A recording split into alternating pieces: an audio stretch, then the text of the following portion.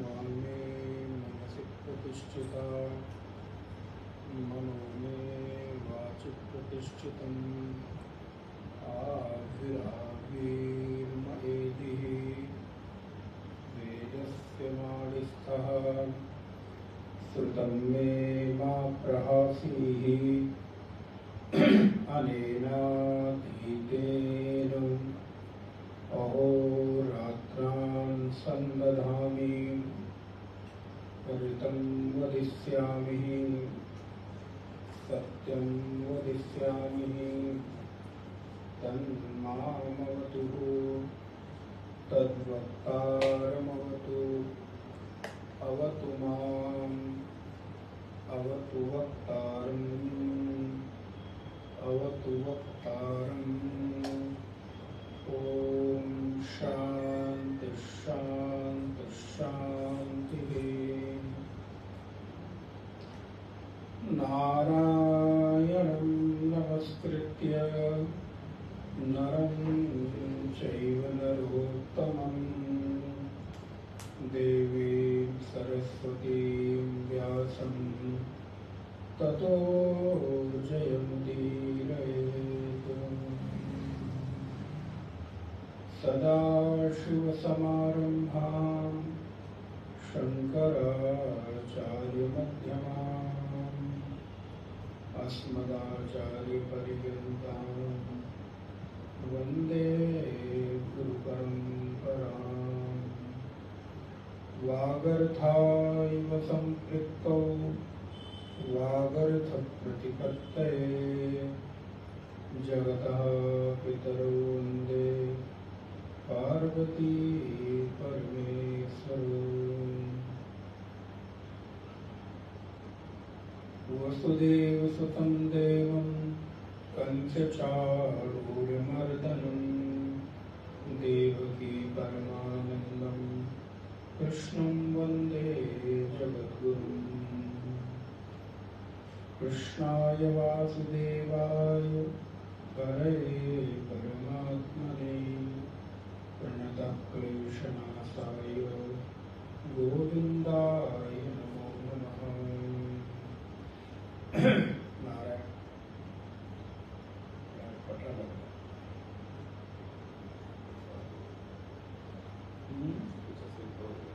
भारी है ना ये। 14वें अध्याय का पाठ करेंगे।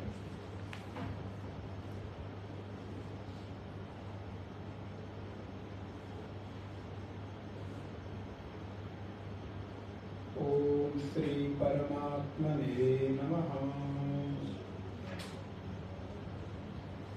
अथ चतुर्दशोऽध्यायः।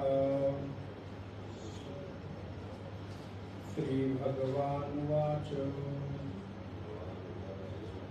परं भूयः प्रवक्ष्यामि ज्ञानानां ज्ञानमुत्तमम् यज्ञात्वा मुनयः सर्वे परां सिद्धिमितो गताः।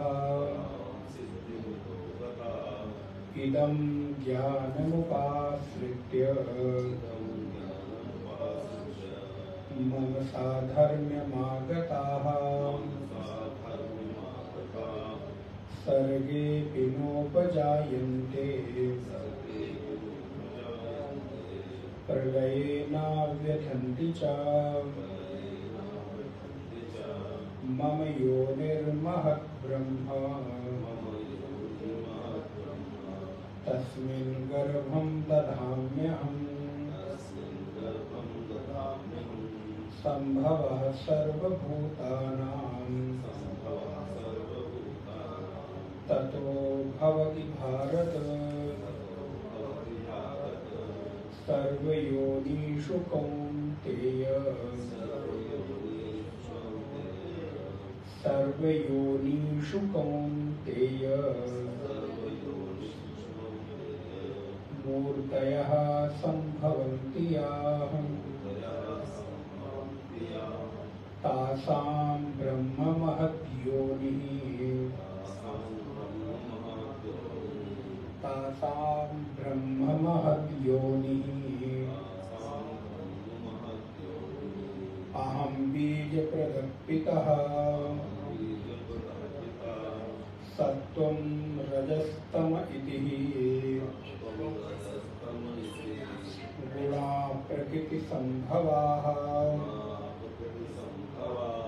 सत्त्वं रजस्तम इति गुणा प्रकृतिसम्भवाः निबध्नन्ति महाबाहो देहे देहिनमव्ययम् देहे देहिनमव्ययम् तत्र सत्त्वं निर्मलत्वात् तत्र सत्त्वं निर्मलत्वात् प्रकाशकमनामयम्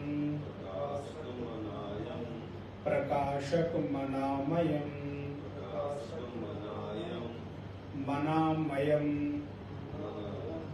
प्रकाशकमनामयम् सुखसंगेन बध्नाति सुखसंगेन बध्नाति ज्ञानसंगेन चानघ रजो रागात्मकं विद्धि तृष्णासंगसमुद्भवम् तन्निबध्नाति कौन्तेय तन्निबध्नाति कौन्तेय कर्मसंगेन देहिनां कर्मसंगेन देहिनम् तमस्त्वाज्ञानजं विद्धि तमस्त्वाज्ञानजं विद्धि तमस्त्वज्ञानजं विद्धि मोहनं सर्वदेहिनां प्रमादालस्य निद्राभिः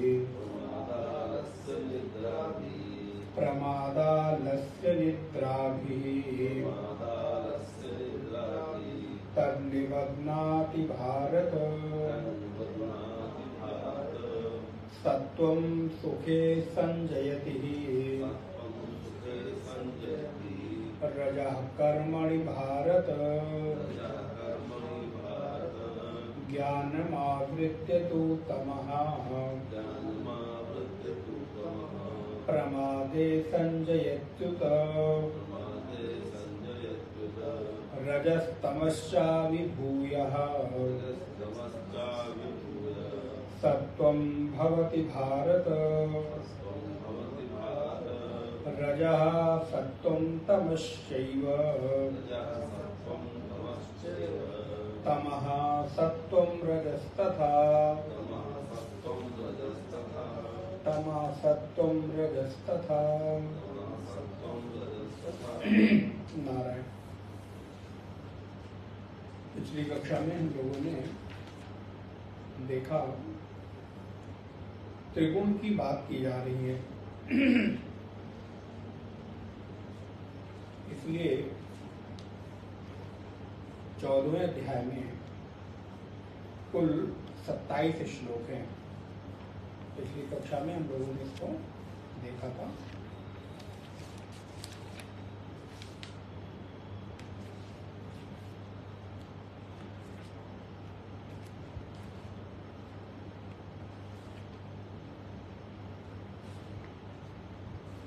और 27 श्लोकों में गुणत्रय की बात की गई।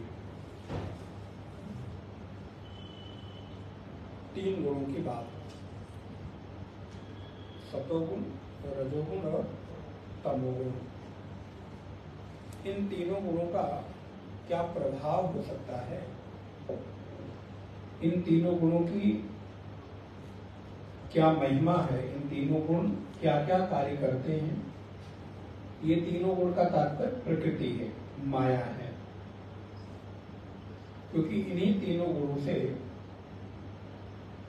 पूरी की पूरी सृष्टि का, प्रकृति का निर्माण होता है। इसको त्रिगुणात्मिका प्रकृति भी कहते हैं। कभी आप नाम सुने होंगे तो इसका नाम त्रिगुणात्मिका प्रकृति भी है। जो प्रकृति है वो तीन गुणों से युक्त है और इन्हीं तीनों गुणों के कारण इसमें क्रियात्मकता आती है। सृजनात्मकता, सृजनात्मकता, क्रियात्मकता और विध्वंसता, ये तीनों भी कार्य इसी से संपादित होते हैं।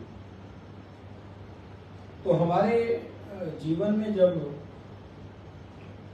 व्यवहार देखने को मिलता है तो ये व्यवहार भी इन्हीं तीनों गुणों के आसपास हम अपने आप को पाते हैं।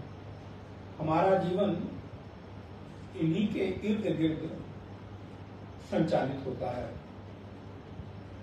कोई व्यक्ति सात्विक प्रधान होता है, सात्विक प्रकृति प्रधान होता है, कोई राजसिक प्रवृत्ति प्रधान होता है और कोई तामसिक प्रकृति प्रधान होता है। होते तीनों हैं, प्रधानता कभी कभी अलग अलग होती है। तो जब कोई सात्विक प्रधान व्यक्ति से हम मिलते हैं तो उसके भीतर के गुण अलग दिखाई देंगे, राजसिक प्रधान व्यक्ति के भीतर के गुण अलग दिखाई देंगे और तामसिक प्रधान व्यक्ति के भीतर के गुण अलग दिखाई देंगे। अब जब हम सात्विक व्यक्ति से मिलेंगे तो मन के भीतर उसको देखकर, उसे बात करके अपने आप कहीं न कहीं धर्म की ओर प्रेरणा प्राप्त होती है। सत्संग के प्रेरणा प्राप्त होगी, परोपकार की प्रेरणा प्राप्त होगी, गुरु सेवा की प्रेरणा प्राप्त होगी, अथवा कहीं कुछ सात्विक काम करें, धार्मिक काम करें, कथा सत्संग प्रवचन करें, सेवा करें, दान करें, इस तरह की वृत्ति हमारे भीतर भी जागृत होती है। अच्छा, आप देखिए, जब आप सत्संग में जाते हैं, किसी संत के पास, गुरु के पास अपने बैठते हैं, तो मन के भीतर आपको एक सात्विकता की भावना क्यों जागृत होती है?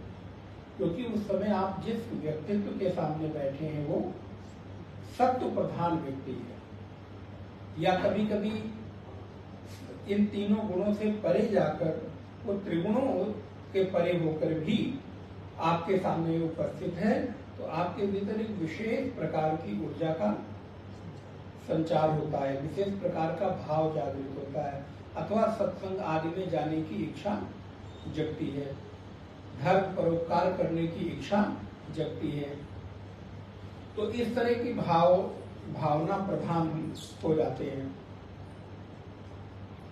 लेकिन जब मन किसी ऐसे व्यक्ति के पास जो राजसिक हो, तो उस व्यक्ति के पास बैठकर आपको लगेगा कि अरे ये सत्संग प्रवचन में जितना अपना समय व्यर्थ करना है उतने में तो कुछ विशेष कार्य कर लेंगे, विशेष उपलब्धि हासिल कर लेंगे तो काम बन जाएगा। तो उसके पास आपको थोड़ी राग की वृत्ति बढ़ेगी, क्रिया की वृत्ति बढ़ेगी, क्योंकि सत्व का कार्य है आपके भीतर धर्म, रज का कार्य है आपके भीतर क्रियात्मकता, और तम का कार्य है आपके भीतर आलस्य, निद्रा, प्रमाद को जागृत करना। ये तीनों गुणों का अलग अलग कार्य है। तो राजसिक व्यक्ति हमेशा क्रियात्मक दिखाई देगा। अगर किसी को कर्म योग करना है, किसी को सफलता प्राप्त करनी है, किसी को उद्यम करना है, तो सात्विक प्रधान व्यक्ति भी उद्यम में सफल नहीं होगा और तामसिक प्रधान व्यक्ति भी उद्यम में सफल नहीं होगा। उसको क्या करना होगा? उसको राजसिक वृत्ति में अपने आप को तब्दील करना होगा, अथवा रजो प्रधान होना होगा, रज प्रधान होना होगा, क्योंकि रजोगुण प्रधान व्यक्ति ही क्रियात्मकता में गतिशील हो सकता है। तो जो राग है, इसलिए कहते हैं, अभी आप आगे पढ़ेंगे, रजो रागात्मकम विद्धि। जो रजोगुण है वो आपके भीतर राग पैदा करता है, वो आपके भीतर क्रिया पैदा करता है, आपके भीतर क्रियाशीलता होती है। आपको ही उदाहरण देता हूं, जैसे आप बैठे हो कभी घर में बड़े आराम से, अब सात्विक मूड में ही बैठे हो आप, और बैठे बैठे मन अचानक से कहता है कि चलो ये कर लेते हैं। अभी तक कहीं पहले से कोई प्लानिंग नहीं थी, पहले से कोई पूर्व योजना नहीं थी। चलो ऐसा करते हैं कि आज पूरा घर साफ कर डालते हैं, बहुत दिन हो गया। अच्छा चलो आज अपना कमरा ठीक कर डालते हैं, अलमारी हमारी बड़ी आगे पीछे हो गई है, कपड़े बहुत वो हो गए हैं, सब सामान उजड़ गया है, सब इधर उधर बिखर गया है। अब ये बताइए, अभी तो आप उठे थे, स्नान आदि करके, पूजा पाठ करके, भोजन नाश्ता करके आराम से बैठे रहते, थोड़ी देर ध्यान चिंतन करते। कौन सी ऐसी वृत्ति जागृत हुई जो बैठे बैठाए व्यक्ति को अब सारे अलमारी में लगे लगाए कपड़ों को भी उठा के बेड पे फेंक दिया, और अब लगे एक एक कपड़े को सेट करने, लगे चीजों को साफ करने। तो क्या हुआ? बोले इसके भीतर रजोगुण, अब देखिए वो तो खैर वैसा हो जाएगा, लेकिन सुबह के समय हमारी माताओं में रजोगुण बड़े प्रधान हो जाता है। जब तक कि वो सारी चीजें ठीक नहीं कर लेते तब तक उनको चैन नहीं मिलता, और जब तक चैन नहीं मिलेगा महाराज घर पूरा इधर से उधर पूरा उठा लेंगे अपने सिर पे। अब ऐसी वृत्ति जागृत हो गई कि उनके ऊपर रजोगुण प्रधान हो गया। तो रजोगुण प्रधान हो जाने के कारण व्यक्ति के भीतर क्रियाशीलता, कर्मशीलता, गतिशीलता, अर्थात उसके भीतर एक काम करने की इच्छा जागृत हो जाती है। सतोगुण व्यक्ति में नहीं होगा। सतोगुण व्यक्ति कहेगा कि अच्छा चलो बाद में कर लेंगे। तमोगुण व्यक्ति भी नहीं कहेगा, उसको जैसे भी थोड़ा समय मिलेगा वो कहेगा चलो थोड़ा सो जाते हैं, थोड़ा आराम कर लेते हैं, क्योंकि तमोगुण प्रधान व्यक्ति क्या होता है? बोले आराम तलबी हो जाता है। उसके भीतर निद्रा, आलस्य, प्रमाद, इसकी प्रधानता हो जाती है। इसलिए जो सत्संग में साधक बैठते हैं अथवा साधना करते हैं, उनके भीतर सतोगुण की प्रधानता धीरे धीरे बढ़ती चली जाती है। और ये एक दिन अपने आप हो जाएगा ऐसा नहीं है, अभ्यास जन्य है अपने आप को। इसलिए अगर कोई व्यक्ति तमोगुणी हो तो उसको सतोगुणी नहीं, पहले रजोगुणी होना चाहिए। जो रजोगुणी हो फिर उसको सतोगुणी। ये एक सीढ़ी से दूसरी सीढ़ी, दूसरे से तीसरी सीढ़ी क्रमशः आगे बढ़ते रहना चाहिए। तो सतोगुण, रजोगुण, तमोगुण प्रधान व्यक्ति के अलग अलग व्यवहार आपको देखने को मिलेंगे, और ये आप देखकर भी समझ जाएंगे। अगर थोड़ा सा दृष्टि आपकी खुले तो आप अपने आसपास लोगों को देखकर ये समझ जाएंगे कि व्यक्ति में किस गुण की प्रधानता है। तो अगर व्यापार करना है, बहुत उद्यम करना है, तो आपको रजोगुणी होना पड़ेगा, और नहीं तो तमोगुणी होकर। आप देखिए, अगर रात्रि के समय आपके भीतर तमोगुण न छाए तो आपको निद्रा नहीं आएगी, ये भी ध्यान रखिएगा। इसलिए ऐसा नहीं है कि आपको तमोगुण की जरूरत नहीं, आपको तमोगुण की भी जरूरत है, क्योंकि आलस्य, निद्रा, प्रमाद, ये तमोगुण के बिना निद्रा आएगी ही नहीं। इसलिए आपको आवश्यकता होती है कि तमोगुण भी रहे। और आप देखिएगा, आप अपने जीवन को बांट कर देखिए, प्रातः काल, मध्याह्न काल, और मध्याह्न काल के बाद धीरे धीरे कोई कितना भी उद्यमशील व्यक्ति हो, वो धीरे धीरे प्रमाद की ओर बढ़ने शुरू हो जाता है अथवा तमोगुण की ओर बढ़ना शुरू हो जाता है। ये नियम है। अगर आप प्रातः काल उठे हैं तो आप में सतोगुण होगा ही होगा। इसलिए प्रातः काल की बेला अमृत बेला भी कही गई। वो अमृत बेला है। उस समय सतोगुण प्रधानता रहती है। कहाँ? पूरी प्रकृति में, आप में ही अकेले नहीं, पूरी की पूरी प्रकृति ही प्रातः काल क्या कहते हैं अमृत बेला में सतोगुणी रहती है। तो जिस समय आप उस समय जगते हैं तो पूरी प्रकृति जिस वृत्ति में है, जिस गुण में है, वो गुण तो आप में अपने आप आ जाएगा। इसीलिए संत महात्मा आचार्य सदगुरु शास्त्र ये क्यों कहते हैं कि आप ब्रह्म मुहूर्त में जागो? क्योंकि उनको मालूम है कि आपको ब्रह्म मुहूर्त में जगाने का जो फल है वो धीरे धीरे जब आपके भीतर उतरेगा तो आप स्वयं उसका लाभ लेंगे तो समझ में आएगा। इसीलिए कहते हैं कि ब्रह्म मुहूर्त में जागो, आप पूरे दिन भर सतोगुण में रहोगे। अच्छा, दूसरा आप देखिए, मध्याह्न के बाद जैसे जैसे सूर्य भगवान मध्याह्न बेला से पूर्वाह्न से अपराह्न होने लगते हैं, आपका शरीर स्वयं ढीला होने लगता है।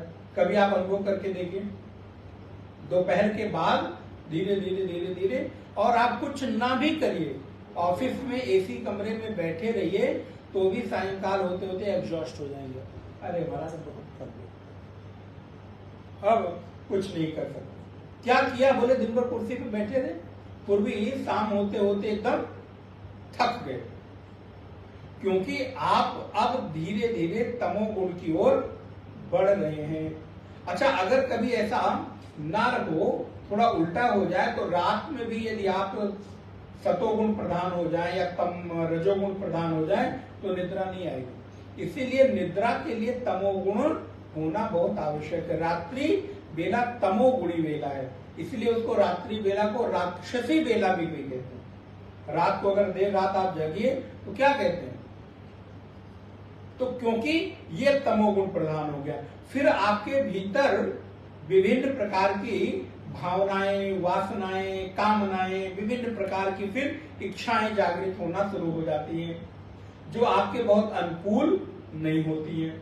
इसीलिए देर रात्रि तक ना जागकर बल्कि आपको सतोगुण प्रधान होने के लिए प्रातःकाल ब्रह्म मुहूर्त का आलम्बन लेना चाहिए। अब आपको एक छोटी सी कहानी सुनाता हूं। काशी में एक संत रहते थे, बड़े ख्याति लब्ध थे। तो एक गांव में दो युवक रहते थे। उनको पता चला कि एक महात्मा काशी में रहते हैं और बड़े संपन्न हैं, बहुत सुविधाएं हैं, और ये जो दोनों युवक थे ये कोई काम धंधा नहीं कर रहे थे। तो वैसे भी जनरली लोग समझते हैं जो किसी लायक नहीं होता वो इस लाइन में चला जाता है, यही कर लेता। ज्यादातर परसेप्शन तो लोगों का यही है।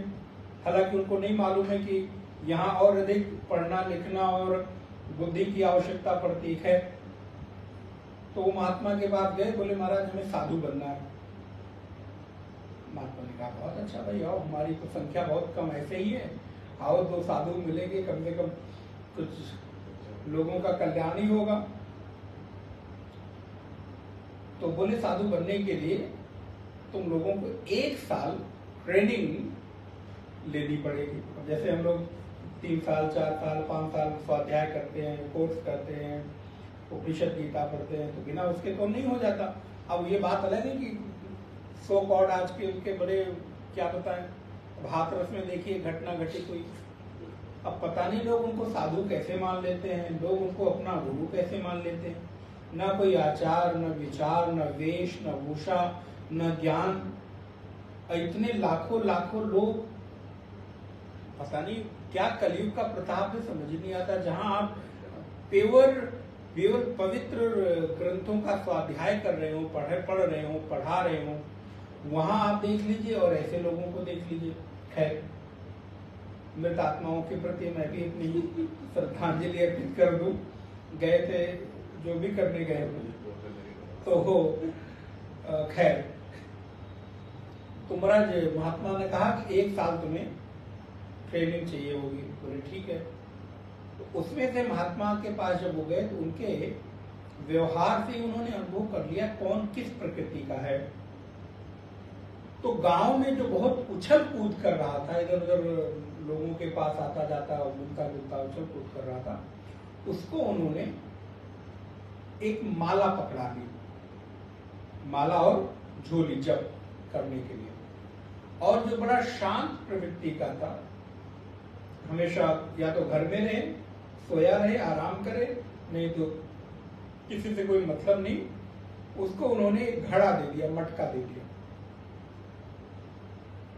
बोले कल प्रातः काल से तुम्हारा काम है, तुम अपने मंदिर के, आश्रम में जो मंदिर है वहां पर भगवान को जाओगे, प्रणाम करोगे और ये माला लेकर आसन पर बैठ जाओगे। सुबह से लेके और 2 बजे तक तुम्हें माला जप करना और कुछ भी नहीं करना है।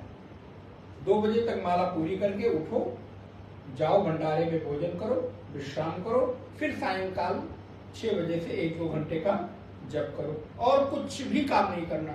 आश्रम में न तुम्हें झाड़ू लगाना, न पोछा लगाना, सफाई करना, कुछ भी नहीं करना। दूसरे वाले को कहा तुम प्रातः काल 4 बजे उठ जाओगे, जाके गंगा स्नान करोगे। गंगा स्नान करने वाले जो तुम्हें कलश दिया है, घट दिया है, इसमें जल भरोगे और बाबा विश्वनाथ को पहले थोड़ा जल चढ़ाओगे और उसके बाद काशी में घूम घूम के जितने भी शिवालय हैं, सारे शिवालयों में तुम्हें जल चढ़ाते हुए दोपहर को 12-1 बजे तक, जब तुम्हारा कंप्लीट हो जाए 2 बजे तक, सब कुछ पूजा अर्चन करके लौट के आओ, भगवान को प्रणाम करो, भंडारे में भोजन प्रसाद पाओ और फिर विश्राम करो। फिर सायंकाल चले जाओ, जिन जिन मंदिरों में तुमने जल चढ़ाया वहां मंदिरों में दर्शन करो, आरती दर्शन करते हुए रात को वापस आश्रम आ जाओ, भोजन करके विश्राम करो। आश्रम का कोई काम नहीं करना। अब महाराज देखने में तो बड़ा सरल लगे, लेकिन 1 दिन 2 दिन 3 दिन हुआ, चौथे दिन दोनों आए और बोले महाराज जी अपना घड़ा पकड़िए, मटका, और ये आप अपनी माला झोली पकड़िए, हमारे बस का, हम लोग जा रहे हैं। ये तो हमसे नहीं, हम तो सोचे थे साधु बनना तो बड़ा आसान है, क्या करना, रहेंगे, खाएंगे, पिएंगे, मौज करेंगे, हो गए साधु। लेकिन जाते जाते एक चीज पूछना है। क्या? बोले ये बताइए, हम तो बड़ी शांत प्रकृति के थे, आपने हमको सुबह से लेके शाम तक दौड़ने का काम दे दिया, मटका भरो, पानी गंगा जल और चढ़ाओ, और ये व्यक्ति जो दिन भर उछल कूद करता था, इधर से उधर डोलता रहता था, उसको आपने माला पकड़ा दी, बिल्कुल उल्टा कर दिया। ये माला झोली का काम तो मेरा का था, एक जगह बैठ के शांत प्रवृत्ति से हम जप करते रहते, और ये घट में पानी भर के, कलश में पानी भर के शिवालयों में चढ़ाने वाला काम तो इसका था। इतना दौड़ कूद उछल करता रहता था। महात्मा ने कहा हाँ बाबा आप तो बिल्कुल सही कह रहे हो, लेकिन जब तुम लोग आए तभी मैंने देख लिया कि तुम्हारे भीतर तमोगुण बहुत अधिक है, तुमको शांत होकर बैठे रहना अच्छा लगता है। ये सतोगुण का लक्षण नहीं है, ये तमोगुण का लक्षण है कि कुछ करना नहीं, बैठे रहे।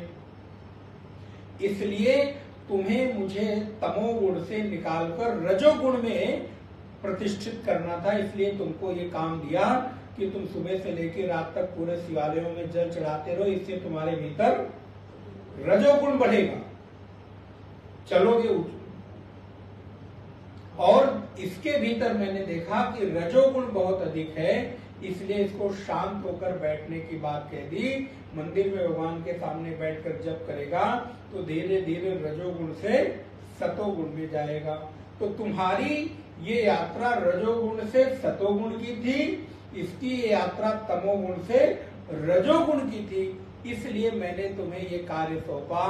ये कार्य तुम्हारे किसी मन की वृत्ति को तोड़ने के लिए था, जो तुमने अभी तक अपने को इस जीवन में जोड़ रखा था कि हम तो शांत होकर बैठे हैं, हमें कुछ नहीं करना। ये तुम्हारा प्रमाद था, ये तुम्हारा तमोगुण था, तुम्हें तमोगुण से रजोगुण में लेकर आना है, फिर रजोगुण से सतोगुण में।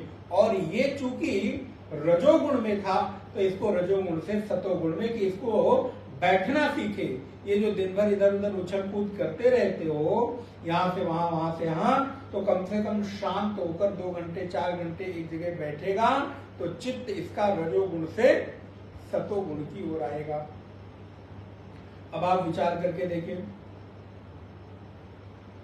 सदगुरु का, संत का कार्य कैसा अद्भुत है कि वो आपको एक छोटे से युक्ति से, छोटे से कार्य से आपके भीतर उन प्रमाद आदि को तोड़कर, उन सतोगुण रजोगुण तमोगुण के प्रभावों को तोड़कर धीरे धीरे आपको उस अवस्था में पहुंचा देंगे। अच्छा, हमारा लक्ष्य तमोगुण और रजोगुण से हटकर सतोगुणी में रहना ही नहीं है।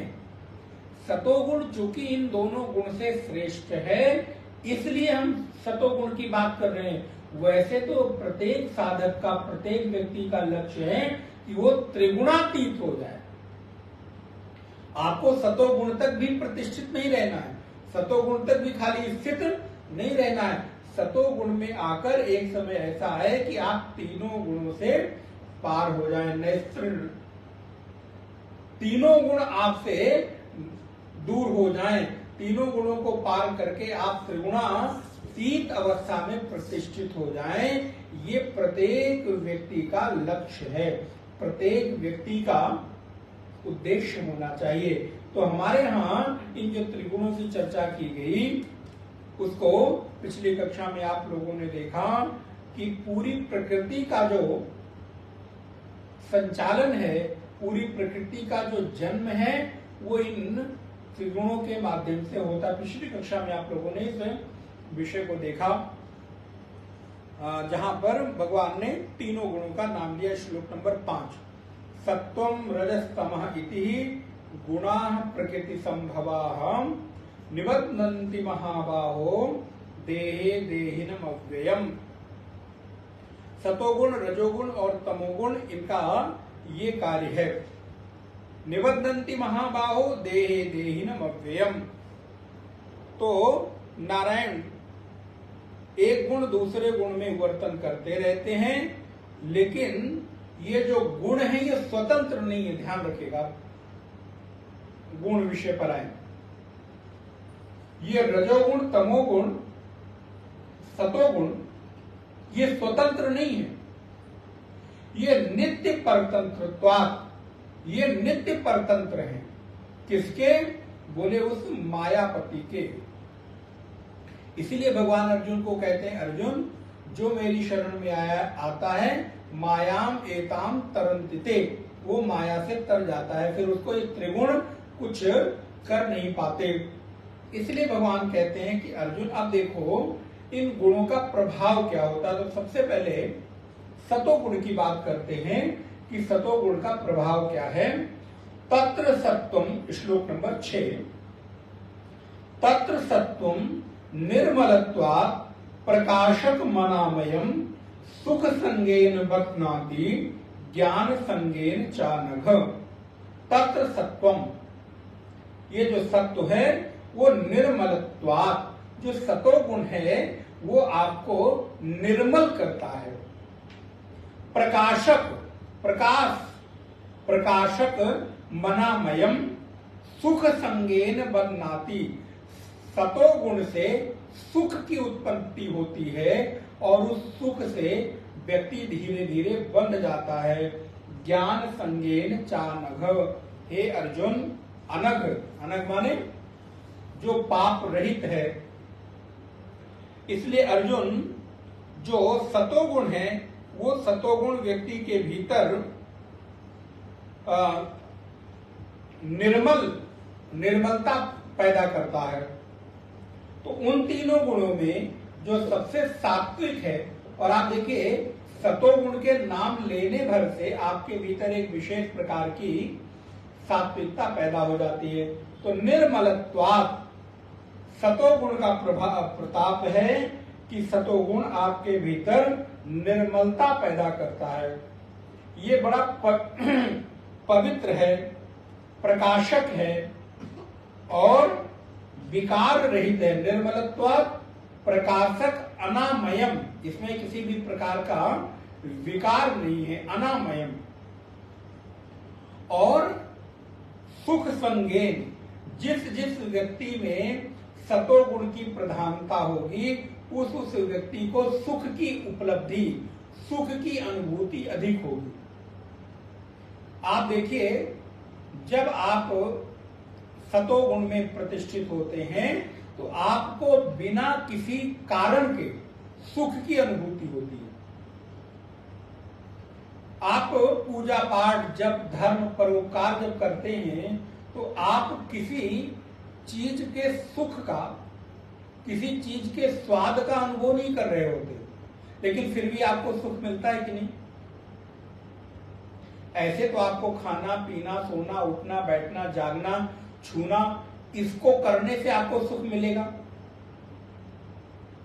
लेकिन सतोगुणी व्यक्ति बिना कुछ विषयों का उपभोग किए भी सुख की अनुभूति करता है। क्यों? क्योंकि सतोगुण में सुख देने की क्षमता है, बिना किसी पदार्थ के सेवन के, बिना किसी विषयों के उपभोग के। इसलिए सुख सतोगुण का प्रताप है। अगर आपको सुखी होना है तो सिद्धांत क्या निकल कर आया? यदि आपको सुखी होना है, यदि आपको बिना किसी विषय उपभोग के सुख प्राप्त करना है तो आपको अधिक से अधिक सतोगुणी होना पड़ेगा। बिना सतोगुणी हुए आप सुख की प्राप्ति नहीं कर सकते। बिना सतोगुणी हुए आपके भीतर आनंद की अनुभूति नहीं हो सकती। हम आप जितने भी लोग बैठे हैं, मैं ये उम्मीद जरूर करता हूं कि प्रातः काल आप जब ध्यान पूजा भले थोड़ा बहुत करते हो लेकिन जरूर करते होंगे। आप बताइए, उस समय ना आपको खाने को मिलता, ना कुछ पीने को मिलता, ना कुछ देखने को मिलता, ना कुछ छूने को मिलता, लेकिन उसके बाद भी जप में और जप के बाद में आपको एक विशेष प्रकार के सुख की अनुभूति होती है कि नहीं? आपके भीतर एक विशेष प्रकार की ऊर्जा की अनुभूति होती है कि नहीं? उठने के बाद मन शांत होता है कि नहीं? कौन सी ऐसी चीज थी जिसने आपको इस प्रकार का सुख दिया? तो बोले वो सतोगुण प्रधान व्यक्ति, चूंकि सतोगुण का कार्य यही है कि वो सुख देता है, तो आपको बिना किसी विषय उपभोग के भी सुख की प्राप्ति होती है। इसलिए जो साधक है उसको ये सलाह दी जाती है, ये राय दी जाती है कि आप अधिक से अधिक सतोगुणी बने। भगवान कहते हैं नित्य सत्वस्थो भव।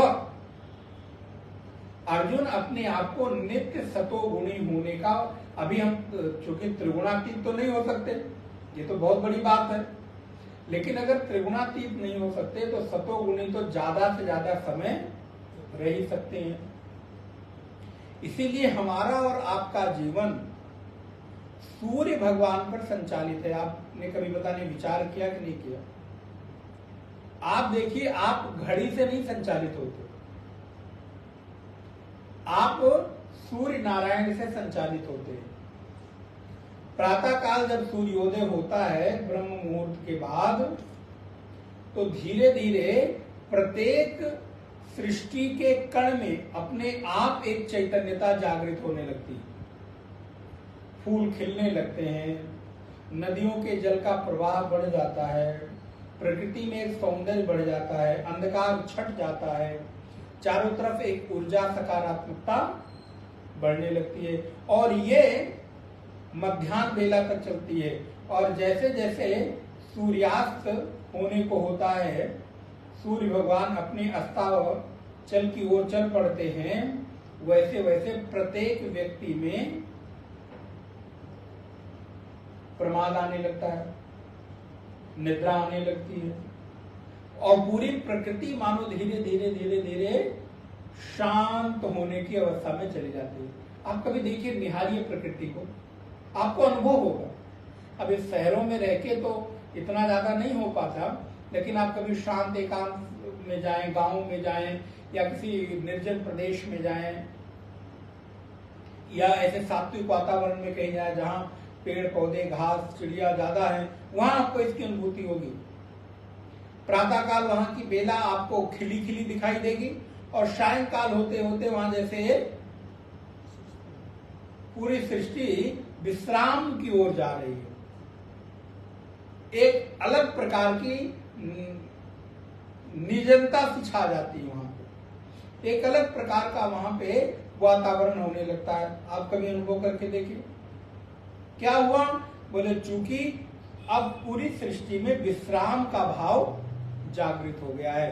तो उसी प्रकार यदि हमारा भी जीवन संचालित हो, प्रातःकाल सूर्योदय से लेकर और मध्याह्न तक, तो आप देखिए आपके भीतर भी एक विशेष प्रकार का परिवर्तन। अब आप लोग कभी कहीं जाते हैं शिविर आदि में, तो क्यों वहां से लौटकर आने के बाद आपको एक विशेष प्रकार का अनुभव होता है? क्योंकि वहां पूरा का पूरा जीवन आपका एक सिस्टम से संचालित हो जाता है। प्रातःकाल से लेकर रात्रि तक, इतने बजे तक ये, इतने बजे तक, इतने बजे तक ये, तो धीरे धीरे हमारा जीवन उस तरह की विधा में अभ्यस्त हो जाता है। इसलिए पूरी प्रकृति सतोगुणी, रजोगुणी और तमोगुणी प्रताप में अपने आप को अनुभव करती है। पूरी प्रकृति में ये परिवर्तन देखने को मिलता है। अच्छा, जब प्रकृति में परिवर्तन देखने को मिल रहा है तो स्वाभाविक सी बात है कि व्यक्ति में तो परिवर्तन होगा ही होगा।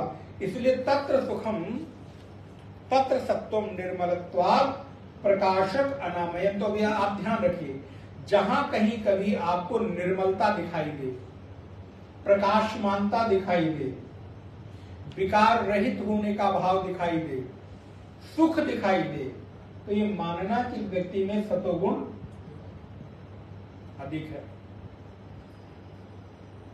ये गुण, ये सुख, अब सुख पर थोड़ी चर्चा करें। ये सुख धन जन्य नहीं है, कोठी गाड़ी बंगला जन्य नहीं है,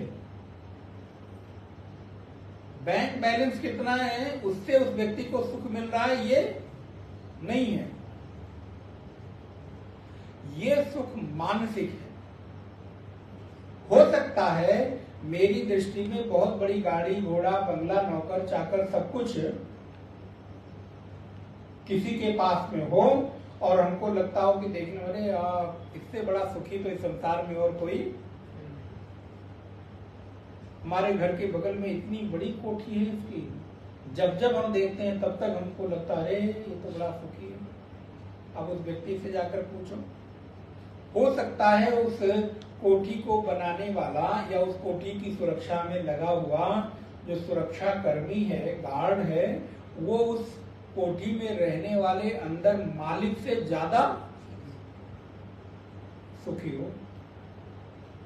उसके यहाँ काम करने वाला कोई सेवक हो, वो अपने स्वामी से ज्यादा सुखी हो। ये बहुत पॉसिबल है, क्योंकि ये सुख सत्वजन्य है। वो व्यक्ति ने तो अपने सुख के हेतु के साधन तो खड़े कर लिए, लेकिन असल में उसको जहां से सुख मिलना चाहिए था उस सुख को उसने खड़ा नहीं किया। यदि इन सब चीजों में सुख होता तो इन सत्संग स्वाध्याय सेवा दान परोपकार की जरूरत पड़ती ही नहीं। तब तो संसार के सारे सुख सारे धनियों के पास होते, फिर और किसी के पास तो सुख हम जैसे फकीरों के पास महात्माओं के पास तो बिल्कुल भी ना होता।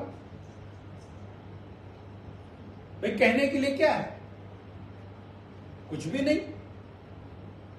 फिर तो सुख उन्हीं को मिलना चाहिए जिनके पास बड़ी बैलेंस है, बड़ा गाड़ी है, बड़ा घोड़ा है, बड़ा बंगला है, बड़ा नौकर चाकर सब कुछ है। सारा सुख उन्हीं के पास एक जाके इकट्ठा हो जाना चाहिए था। फिर तो इस विश्व में सारे सुखों का एकमात्र जगह खोजने के लिए हमें कहीं और नहीं, सत्संग में नहीं जाना होता। फिर किसी धनपति के द्वार पे जाकर हम खोजते कि वहां से कोई सुख हमको मिल जाए। लेकिन आज आप सुख खोजने के लिए कहां जाते हैं? किसी धनपति के द्वार। आप विचार करके देखिए,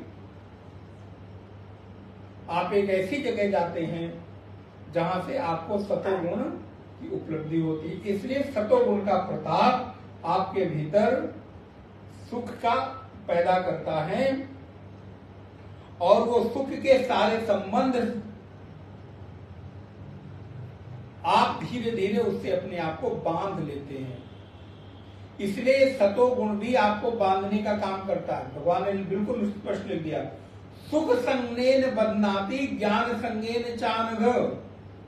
हे अर्जुन, उस सुख के सारे संबंधों से और ज्ञान के संबंध से व्यक्ति अपने आप को बांध लेता है। तो कई बार धीरे धीरे वो उसी सुख में बंधा रह जाता है जिंदगी भर, और जीवन भर वो उस सुख से बाहर निकलने की कोशिश नहीं करता। ये सतोगुण भी व्यक्ति के लिए कहा जा रहा है, क्योंकि सतोगुण में अगर कोई प्रतिष्ठित हो गया तो उसका लक्ष्य सतोगुणी होना नहीं था। अब वो तुम सतोगुणी से निकलकर तुम त्रिगुणों को अतीत करके एक त्रिगुणातीत अवस्था में चले जाओ।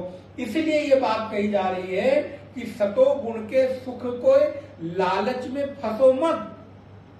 यदि तुम तमोगुण से रजोगुण, रजोगुण से सतोगुण में आ गए तो सतोगुण से भी आगे की यात्रा प्रारंभ करो, जिससे तुम त्रिगुणातीत अवस्था में प्रवेश कर जाओ।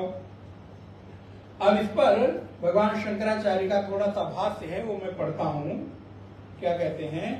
कहते हैं, तत्र सत्वादीनां सत्वस्य एव तावद् लक्षणम् उच्यते निर्मलत्वात् स्फटिक मणि इव प्रकाशकम अनामयम निरुपद्रवम। अनामयम का तात्पर्य उसके भीतर कोई उपद्रव नहीं होता। उपद्रव का तात्पर्य मन में मानसिक रूप से कभी किसी भी तरह की चिंता, विकार ये नहीं रहता। मन में कोई उपद्रव नहीं रहता। मन में किसी भी प्रकार की वासनाएं उसको विकार रहित, विकारवान नहीं बनाती हैं। वो विकार रहित हो जाता है। तो निरुपद्रव अवस्था अर्थात मन के भीतर विषयों के झंझावात से व्यक्ति परेशान न हो, उसको निरुपद्रव कहते हैं। उपद्रव माने क्या होता है? भाई घर में जब क्लेश मचती है, घर में किसी भी प्रकार की किचकिच होती है, क्या कहते हैं? भाई देखो ऐसा उपद्रव न करो। तो उपद्रव का तात्पर्य है एक ऐसी अवस्था जिस अवस्था में व्यक्ति अपने आप को शांत अनुभव करे, किसी भी प्रकार के किचकिच से, किसी भी प्रकार के विकार से रहित रहे। तो अनामयम निरुपद्रवम सत्वम तदि निबध्नाति। कथम? सुख संगेन सुखी अहम इति। अब देखिए इसका विस्तार करें। सुखी अहम इति विषयभूतस्य सुखस्य विषयिणी आत्मनि संश्लेषापादनम मृषा एव सुखे संजनम इति स एषा अविद्या। वो सुख से, सतोगुण से कैसे बंधता है? तो वो सुख को अपना मान लेता है, उस सुख को ही अपनी आत्मा का गुण मान लेता है, आत्मा का एक प्रभाव मान लेता है। और वो क्या कहता है? अहम सुखी। अच्छा, आत्मा की भी प्राप्ति का लक्ष्य क्या है? सुखी होना ही तो। इसलिए सतोगुण बहुत हमको फिसलन वाला है, बहुत ध्यान देने की आवश्यकता है। कई बार सतोगुणी होने पर व्यक्ति बड़ा भ्रम में हो सकता है कि मैं सतोगुणी हूं, इसका मतलब मैं ब्रह्मनिष्ठ हूं। ध्यान रखिएगा, क्योंकि एक बिल्कुल महीन सी लाइन है ब्रह्मनिष्ठा के सुख में और सतोगुण के सुख में। क्योंकि बस इतना अंतर है कि सतोगुणी व्यक्ति किसी विषय जन्य सुख का भोग नहीं करता, और जो आत्मनिष्ठ व्यक्ति है वो भी किसी विषय का भोग नहीं करता है। यहां पर आप शरीर में रहते हुए विकार रहित सुख का उपभोग करते हैं, और वहां शरीर को अपना न मानकर आत्मा के आनंद का भोग करते हैं। इतना अंतर है। तो कई बार हम ऐसे महीन लाइन में फंस जाते हैं और हमको सतोगुण होने पर हम इस भ्रम में आ जाते हैं कि अरे हम तो बहुत बड़े सिद्ध हो गए, बहुत बड़े इस अवस्था में पहुंच गए कि अब हमें किसी की आवश्यकता नहीं है, अन्य साधन की जरूरत नहीं है, और वहीं फिर व्यक्ति फिसल जाता है। इसलिए ऐसी अवस्था से अपने आप को बचाकर त्रिगुणों से अतीत होकर आत्मा के उस स्वरूप में प्रतिष्ठित होने का प्रयत्न करना चाहिए। अब कहते हैं अहम सुखी, मैं सुखी हूं, इस प्रकार का संबंध वो आत्मा से जोड़ लेता है और इस मिथ्या सुख को आत्मा का सुख मानकर वो उसमें बंध जाता है। हे अर्जुन, इसलिए सतोगुण से भी अपने आप को उपराम करो, सतोगुण से भी अपने आप को अतीत करो, तुम आत्मा के सुख का उपभोग करो, आत्मा के व्यापकता में अपने आप को प्रतिष्ठित करो। ना ही विषय धर्मो विषयिनो भवति इच्छादि चाध्यत्यंतम क्षेत्र से एव विषयस्य धर्मेति उत्तम भगवता, क्योंकि विषय के धर्म कभी बदलते नहीं हैं, इसलिए इच्छा से लेकर और धृति पर्यंत सब चीज विषय का ही रूप है। अब आप 13वें अध्याय का यहाँ पर भगवान स्मरण करा रहे, 13वें अध्याय में वहां पर आया है जो जो गुण आपको बताए गए थे, अमानित्वम इत्यादि, अमानित्वम, अदम्भित्वम, अहिंसा, शांति, आर्जवम, आचार्योपासनम, शौचम, स्थैर्यम, आत्म विनिग्रह इत्यादि। तो इसलिए सारे के सारे जो विषय हैं वो धर्म के विषय हैं, इसलिए धर्म जन्य सुख को आत्मा का सुख नहीं मानना चाहिए। एक लाइन आप याद रखिए बस। सतोगुणी का तात्पर्य क्या है कि धर्म से होने वाला सुख। अच्छा आप देखिए, परोसी हुई थाली को आप खुद खा लीजिए, उस सुख को देखिए, और कभी आप अपने सामने परोसी हुई थाली को किसी भूखे व्यक्ति को खिला दीजिए, तब भी आप सुखी होते हैं कि नहीं? हाँ होते। एक में था कि आप खुद खा के सुखी हो रहे थे, एक में था खाए नहीं फिर भी सुखी हो रहे, और आपको लगता है कि नहीं खाया ये अच्छा किया, ये वाला सुख ज्यादा अच्छा है। तो ये क्या है? ये धर्मजन्य सुख है। आपने जब कोई धर्म किया, परोपकार किया, दान किया, तो उससे आपको एक सुख की अनुभूति हुई। तो इसलिए धर्मजन्य सुख को आत्मा का सुख नहीं मानना चाहिए, इसके फिसलन से व्यक्ति को बचना चाहिए। अब कहते हैं 7वें श्लोक में, रजो रागात्मकम विद्धि। अच्छा थोड़ा सा भाष्य हो रह गया है। अतः अविद्या एव स्वकीय धर्म भूतया विषय विषयिनः अविवेक लक्षणया अस्वात्म भूते सुखे संजयति यू सक्तम यू करोति असुखिनम सुखिनम इव ज्ञानमिति सुख सहचर्यात् क्षेत्रस्य एव अंतःकरणस्य धर्मो न आत्मनः आत्मधर्मत्वे संगानुपपत्तेः बंधानुपपत्तेः च सुखे यु ज्ञानादौ संगो मंतव्यो हे अनग अव्यसनम। हे अर्जुन, ज्ञान भी सुख का साथी होने के कारण, देखिए कितनी सूक्ष्म बात कह रहे हैं। ये जो भी आप ज्ञान भी थोड़ा धारण कर लेते हैं ना, पढ़ लेते हैं, थोड़ा शास्त्र श्रवण कर लेते हैं, तो इससे भी तो सुख की अनुभूति होती है। तो बोले ये ज्ञान भी उसी धर्मजन्य सुख का साथी है। इसलिए अर्जुन, ये भी अंतःकरण का धर्म है।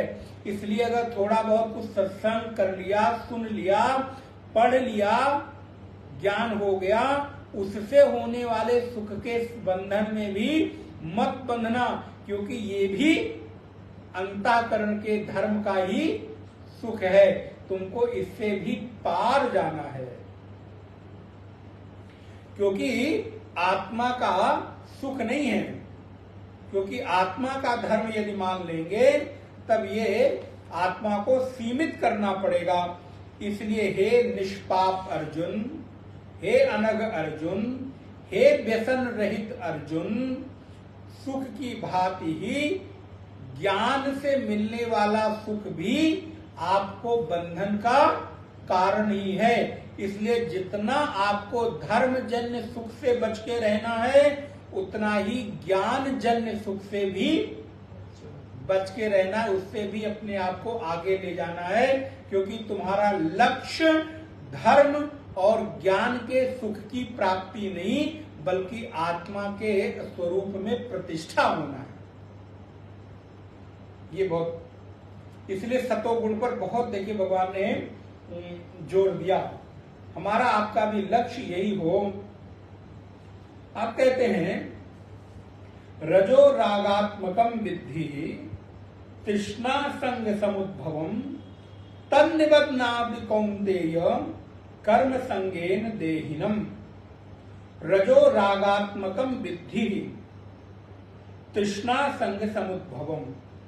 अब रजोगुण की बात कहते हैं कि रजोगुण का क्या प्रताप है।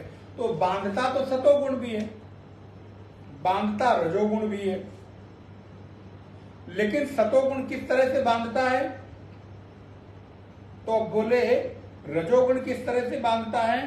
तो कहते हैं अर्जुन रजो रागात्मकम विद्धि, राग रूप रजोगुण आपको कामना से बांधता है। ये रजोगुण कामना और आसक्ति से पैदा होता है, क्योंकि जो रागात्मक व्यक्ति है, रजोगुणी व्यक्ति है, वो धीरे धीरे धीरे धीरे अपने कार्यों में, अपने उद्यम में इतना इन्वॉल्व हो जाता है कि वो अपने द्वारा निर्मित चीजों से बहुत आसक्त हो जाता है। जैसे आप बड़े राग में क्रियावान होकर आपने घर बनाया, आपने कोई एम्पायर खड़ा किया, आपने कोई बिजनेस व्यापार खड़ा किया। आप देखिए, ये तो हमने शायद बड़ी बात कह दी, बल्कि आप अगर अपने धन से कोई वस्तु खरीद कर ले आते हैं तो उससे कितना मोह हो जाता है, बंध जाते हैं। ये टूटने ना पाए, गिरने ना पाए, खोने ना पाए। तो बोले ये जो राग है ये कामना जन्य है, इसलिए कामना जन्य राग में भी आप बंध जाते हैं। और ये रजोगुण का प्रताप होता है कि आप बैठ नहीं सकते। आप देखिए कभी कोई किसी किसी व्यक्ति को आप देखेंगे वो बैठ नहीं सकता, उसको कुछ ना कुछ करते रहना है जीवन पर्यंत। बोले कब तक करोगे? बोले महाराज क्या आप लोग आलसी बनाते हैं। कई बार लोग कहते हैं जिंदगी है तो कुछ करते रहो, करते रहो। कब तक करते रहो? अच्छा करते रहो, किसके लिए करते रहो? चलो अच्छा मैंने मान लिया, करो भी, अपनों के लिए करो, बच्चों के लिए करो, परिवार के लिए करो, लेकिन कितना करोगे? कोई पैमाना निश्चित किया है कि इतना कर लेंगे तो हम सुखी हो जाएंगे और इतना कर लेंगे तो काम पूरा हो गया। अच्छा चलो अगली बात, कितनी उम्र तक करते रहोगे? 60 साल? सरकार ने भी निश्चित कर दिया कि अब 60, 62 वर्ष, 65 वर्ष के बाद भैया तुम उपराम हो जाओ। और ये आप कॉन्सेप्ट ध्यान रखिएगा, ये कॉन्सेप्ट यहीं से गया है, क्योंकि हमारे यहां जन्म से लेके 25 वर्ष तक एक अवस्था, 25 से 50 वर्ष तक एक अवस्था, 50 से 75 तक एक अवस्था और 75 से 100 वर्ष तक एक अवस्था। एक आइडियल आयु जो मानी गई वो 100 वर्ष मानी गई। अच्छा 100 वर्ष ना मानकर तो 80 वर्ष ही माननी चाहिए। और सच भी है, आजकल 20, 22, 24 साल के लड़के देखिए पढ़ लिख के बड़े बड़े पैकेज ले रहे हैं। 22 साल का है, 24 साल का है, 26 साल का है, वो पूरा अपने फुल फ्लेज अपने जीवन पर खड़ा है, पूरा पैकेज उसने लाखों रुपए महीने के हिसाब से, लाख तो शायद कमी के आजकल तो कुछ मतलब नहीं, एनुअल कुछ होता है जो 25 लाख, 40 लाख, 50 लाख, 80 लाख। अच्छा चलो 50 वर्ष तक, 60 वर्ष तक कर लो, 75 तक कर लो, 80 तक कर लो। बोले महाराज तब तक करते रहेंगे जब तक सांस में, शरीर में सांस आती रहेगी। भाई करो, बंधो, और ये बंधन तुम्हारे जीवन को एक चक्र से दूसरे चक्र में, दूसरे से तीसरे चक्र में उलझाता रहेगा। इसलिए एक समय ऐसा आना चाहिए कि जो भी आपने किया है उस किए हुए चीजों से उपराम होकर अब और जो कुछ करना है उसके करने की चिंता करो। भगवान शंकराचार्य ने भजगोविंद में बड़ी सुंदर बात लिखी, बालस्तावत् क्रीडा सक्ता तरुणस्तावत् तरुणी चिंता वृद्धस्तावत् चिंता शक्ता परमे ब्रह्मणि कोपि न सकता। बोले बालस्तावत् क्रीडा सकता, बाल अवस्था में खेल कूद की चिंता, तरुणस्तावत् तरुणी चिंता, तरुण अवस्था में युवावस्था में कामना वासना की चिंता, तो तरुणस्तावत् तरुणी चिंता, वृद्धस्तावत् वृद्ध अवस्था में बोले महाराज शरीर की चिंता, असुरक्षा की चिंता इत्यादि। लेकिन परमे ब्रह्मणि को भी न सकता, उसके बाद भी पर ब्रह्म की चिंता नहीं है। इसलिए एक अवस्था ऐसी आए जिस अवस्था में सारी चीजों का त्याग करके आप अब तक जो आपने नहीं किया था उसको करें। अरे भाई कब तक करोगे? एक अवस्था तक पढ़ाई की, नौकरी की, घर गृहस्थी को चलाया बनाया, अब इसके बाद भी तो कुछ करना है, इसकी तो चिंता करो। तो भगवान कहते हैं भाष्य में आदि गुरु भगवान शंकराचार्य भगवत्पाद, रजो रागात्मकम रंजनाद रागो गौरिकादिवत गैरिकादिवत रागात्मकम विद्धि जाने ही तृष्णा संग समुद्भवम।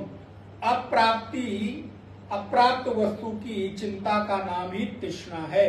जो मुझे नहीं मिली है और वो मिल जाए उसको पाने के लिए दर दर भटकना, इसी का नाम तृष्णा कहा गया है।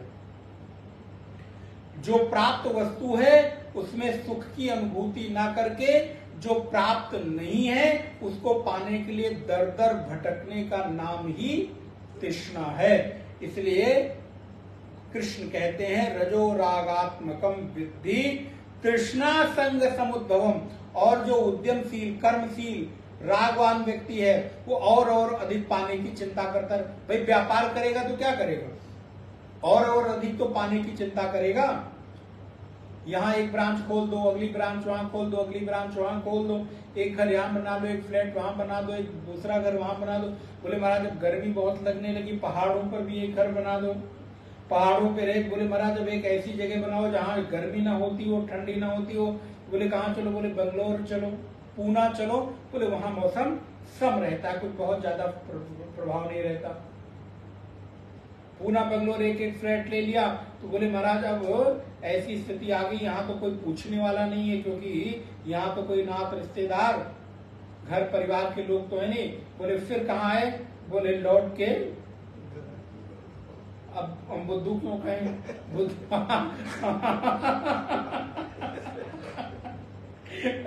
अब आप लोग कहते हैं बुद्धू कहते, इतने बड़े बुद्धिमान सावधान बुद्धू होते तो यहाँ वहां वहां करते थोड़ो रहते।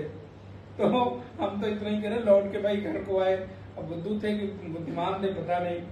वैसे दोनों की शब्द एक ही तो शुरू होते, बुद्धू बुद्धिमान दोनों। तो क्या हुआ? बोले फिर वहीं आके खड़े हुए। तो इसलिए तृष्णा और अधिक और अधिक और अधिक पाने की अभिलाषा का नाम, चिंता का नाम तृष्णा है। और ये आपको क्या करती? बांधती है। अच्छा बताइए, अगर और अधिक पाने की इच्छा ना हो तो आप कर्म करेंगे? आपकी तृष्णा ही तो आपको दौड़ा रही है, आपकी तृष्णा ही तो आपको यहां से वहां भटका रही है। तृष्णा संग समुद्भवम और तन्निबध्नाति। अर्जुन, व्यक्ति उससे बंध जाता है। तन्निबध्नाति कौन्तेय कर्म संगेन देहिनाम, क्योंकि वो कर्म करता हुआ और अधिक और अधिक और अधिक पाने की इच्छा करता है। तो भगवान शंकराचार्य लिखते हैं रागात्मकम विद्धि जानी ही तृष्णा संग समुद्भवम। तृष्णा अप्राप्ति विलासा आसंग प्राप्तो विषये मनसा प्रीति लक्षण, जो प्राप्त नहीं है उसको पाने की इच्छा में जो विषय के प्रति प्रेम हो जाना है, उससे व्यक्ति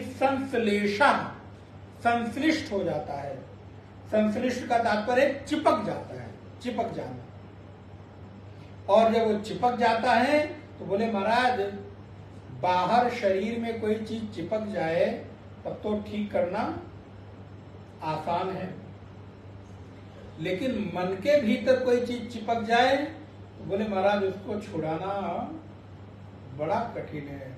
आप देखिए मन में कोई उतर जाए तो मन से, वही कहते हैं ना, एक भजन की लाइन है, नजरों से गिराना ना चाहे जितनी सजा देना, नजरों से गिराना ना चाहे जितनी सजा देना, नजरों से जो गिर जाए, नजरों से जो गिर जाए, मुश्किल ही संभल पाए, राधे तेरे चरणों की,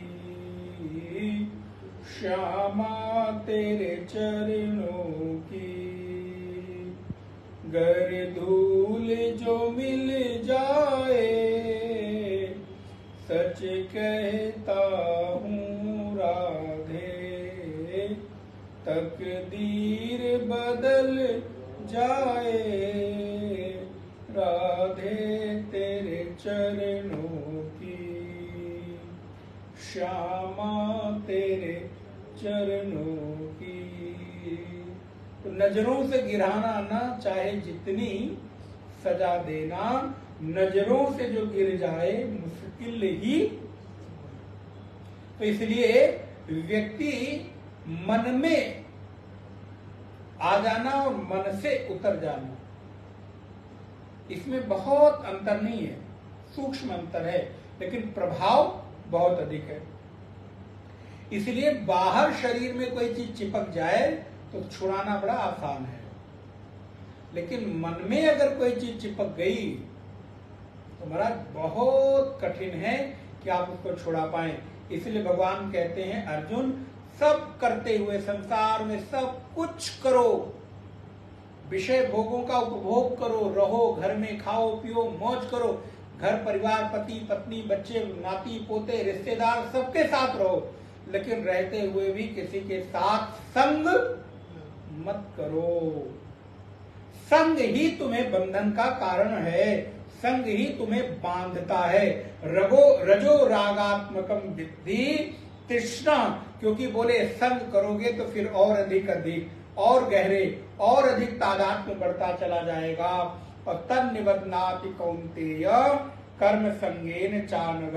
अर्जुन धीरे धीरे रजोगुण व्यक्ति को कर्म से बांधता है और वो अधिक अधिक कर्मों में उलझता चला जाता है, और वो कर्म धीरे धीरे उसके जीवन पर इतने प्रभावी हावी हो जाते हैं कि वो उनसे अपने आप को निकाल नहीं पाता। इसलिए अगर आपको जीवन में भगवान ने मौका दिया हो ना, तो सच में सब कुछ छोड़ छाड़ के और साधन भजन में लग जाना चाहिए। भगवान आपको अवसर देते हैं, ये आपकी प्रार्थना का फल है कि भगवान आपको अवसर देते हैं, छोड़ो सबको। अच्छा, तुम नहीं छोड़ना चाहोगे तो छूटेंगे कि नहीं, पहले बताओ। अच्छा, ये जिंदगी भर साथ रहने वाले जिनको तुम पकड़ के रखना चाहते हो, छूटना तो है ही है। तो जब भगवान ने तुम्हें अवसर दिया तो छोड़ो और अपनी तल्लीनता के साथ साधन में लग जाओ, क्योंकि ये कर्म रूप जो रजोगुण है तुम्हें और अधिक उलझाकर बंधन में बांध देगा। इसलिए मुझे लगता है कि जो नौकरी वाले लोग हैं, सेवा करने वाले लोग, उनके जीवन में बड़ा सुंदर संदेश है। उद्योग व्यापार वाले तो चलो भाई ठीक है, उनको व्यापार करते रहना है, फिर बच्चे को खड़ा करना है, संभालना है, लेकिन जो नौकरी वाले लोग हैं उनके लिए तो बड़ा अच्छा अवसर रहता है। 60 वर्ष तक अपनी सारी लायबिलिटीज को पूरा करो और उसके बाद धीरे धीरे सब कुछ चीजों से उपराम होकर, अच्छा हम ये नहीं कह रहे कि आप कर्तव्य कर्मों का त्याग न कर दो, आप कर्म करते रहो, कर्तव्य करते रहो जो आपको मिला है, लेकिन अवसर जब मिले तो उससे अपने आप को बांधो मत, छोड़ दो। और कभी कभी उनको झटका भी लगना चाहिए, कभी कभी उनको ये एहसास भी होना चाहिए कि आपने उनको पकड़ नहीं रखा, तुम पर मैं इतना ज्यादा आसक्त नहीं हूं, इससे उनको भी बल मिलेगा और आपको भी बल मिलेगा। इसलिए कभी कभी व्यक्ति को एक अवसर देना चाहिए, झटका देना चाहिए। इसीलिए परमात्मा हम आपको एक अवसर प्रदान करते हैं, लेकिन हम उस अवसर को यूं ही ले लेते हैं।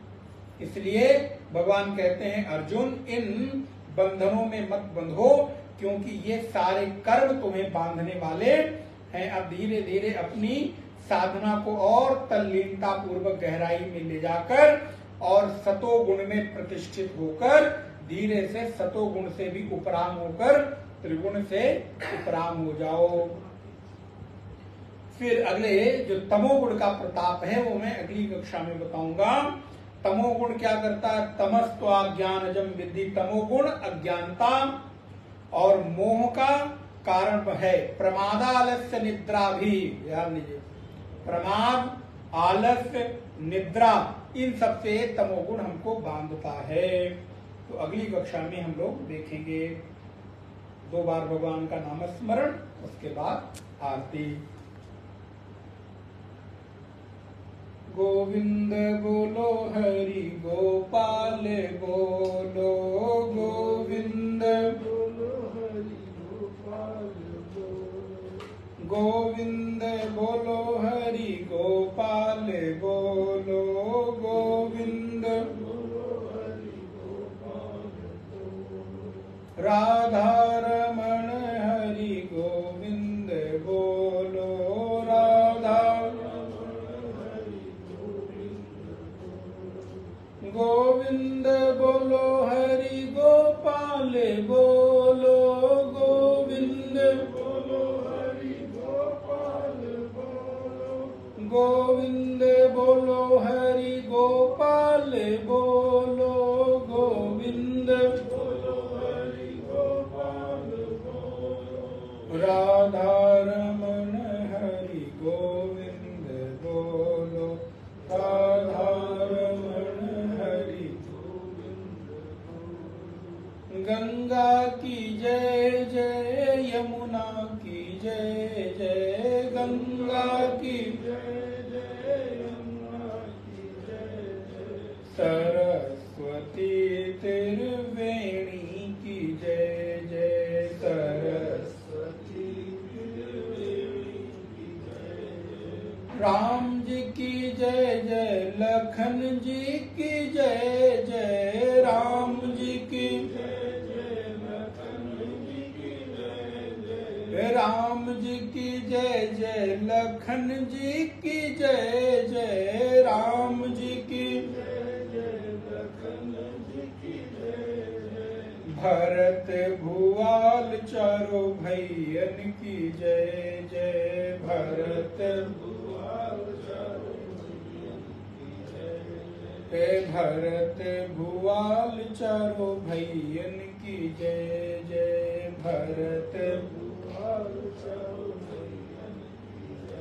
जय गोविंद जय जय गोपाल जय जय गोविंद जय जय गोपाल जय जय गोविंद जय जय गोपाल जय जय गोविंद जय जय गोपाल जय जय, राधा रमण हरि गोविंद जय जय, राधा रमण हरि गोविंद जय।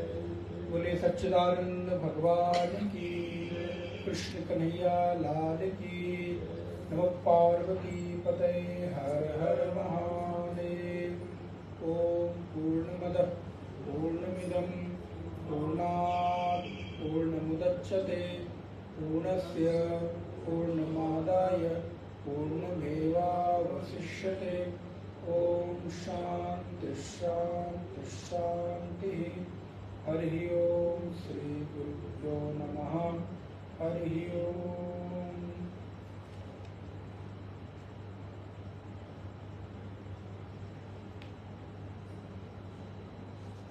वहाँ पे एक बटन होगी, एंड आगे ही नीचे एंड करके लिखा होगा।